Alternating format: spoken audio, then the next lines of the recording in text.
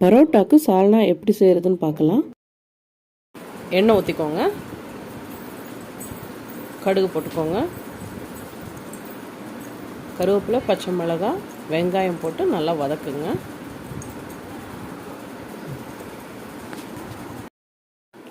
வெங்காயம் வதங்கிடுச்சுங்க. இப்போ இஞ்சி பூண்டு பேஸ்ட்டு போட்டு பச்சை வாசனை போது வரைக்கும் நல்லா வதக்கிக்குங்க.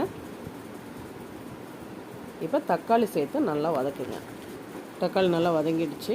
மிளகாத்தூள், தனியாத்தூள், கரம் மசாலா, மஞ்சத்தூள் சேர்த்து நல்லா மிக்ஸ் பண்ணிக்கிட்டு ஒரு 2 கிளாஸ் தண்ணி ஊற்றி நல்லா கொதிக்க விடுங்க.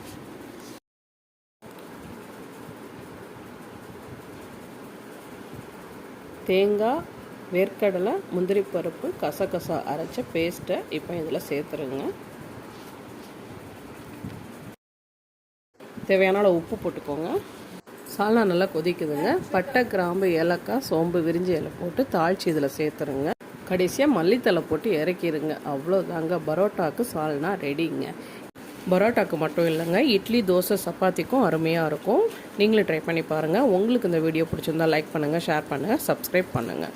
மறக்காமல் பெல் பட்டனை கிளிக் பண்ணுங்கள்.